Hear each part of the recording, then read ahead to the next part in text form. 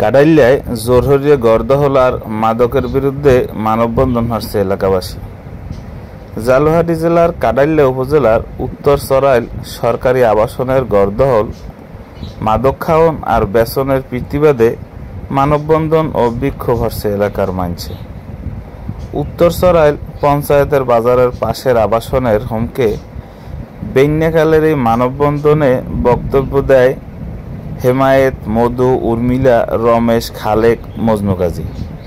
হেরা বেবাককে কয় তাসলিমা, সুমাইয়া, সাবিনা, সামিয়া, ময়ূরী, তানিয়া এইখানে বইয়ে এই হরে জোর হরিয়ে মানুষের গণ নেয়, মাদক খায় আর বেচে, আরও অনেক খারাপ কাজেরা হরে।